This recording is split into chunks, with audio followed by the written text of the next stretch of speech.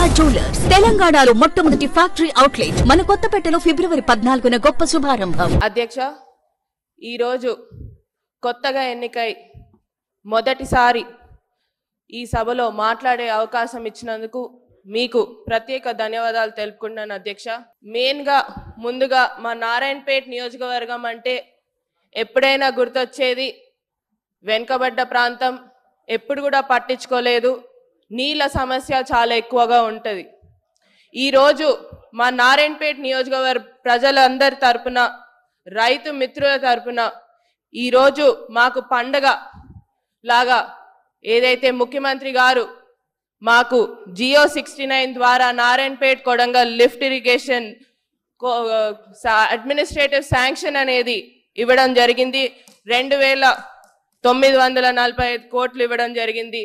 దానికోసమని ప్రత్యేకంగా ముఖ్యమంత్రి గారికి మరియు ఇరిగేషన్ మంత్రివర్యులు ఉత్తమ్ కుమార్ రెడ్డి గారికి ప్రత్యేక ధన్యవాదాలు తెలుపుకుంటున్నాం అధ్యక్ష. దీనికోసం ఇప్పుడు దాకా మా రైతులు చాలా కష్టపడ్డారు.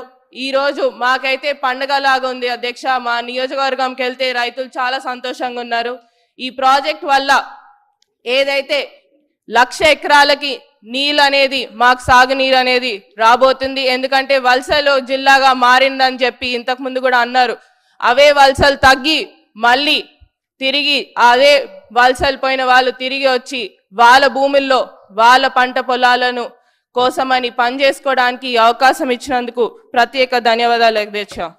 దీంతో పాటు రెండే సమస్యలు అధ్యక్ష. మా దాంట్లో ఉన్నది ఏంటంటే మెయిన్గా నారాయణపేట్ అంటే గుర్తొచ్చేది చేనేత రంగం అధ్యక్ష. చేనేత రంగంని కూడా నారాయణపేట్గా మీ ద్వారా ముఖ్యమంత్రి గారిని మరియు టెక్స్టైల్ ఇండస్ట్రీ మంత్రివర్యులు తుమ్మల నాగేశ్వరరావు గారిని నారాయణపేట నియోజకవర్గంలో చేనేత కార్మికుల ఉపాధి కోసమని ఒక టెక్స్టైల్ పార్క్ ని మంజూరు చేయాలని మా మనవి అధ్యక్ష. దీంతో పాటు చాలా ఉన్నాయి అధ్యక్ష సమస్యలు. ముఖ్యంగా యువకులకు ఉపాధి కల్పించాలని దానికోసమని ప్రత్యేకంగా ఇండస్ట్రియల్ పార్క్ కానివ్వండి, ఫుడ్ ప్రాసెసింగ్ యూనిట్ కానివ్వండి, ఇలాంటి ఏర్పాట్లు చేస్తే మాకు అక్కడ ఉన్న యువకులు అన్ఎంప్లాయ్మెంట్ గా చాలా మంది ఉన్నారు అధ్యక్ష, వారికి కూడా ఉపాధి అందుతుందని తెలియజేసుకుంటూ, దీంతో పాటు చివరిగా నేను డాక్టర్ కాబట్టి అధ్యక్ష ఒకటే, అక్కడ మాకు స్టాఫ్ అనేది చాలా తక్కువ ఉంది అధ్యక్ష.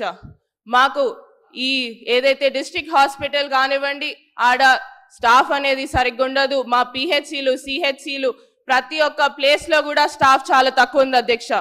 ఆ స్టాఫ్ కోసమని కూడా మా హెల్త్ మినిస్టర్ వర్యులని దామోదర్ రాజనరసింహ గారిని మరొకసారి కోరడం జరుగుతుంది. ఏదైతే స్టాఫ్ అనేది కూడా పెంచాలని కోరుతున్నాం అధ్యక్ష. ఈ అవకాశం ఇచ్చినందుకు ప్రత్యేక ధన్యవాదాలు అధ్యక్ష.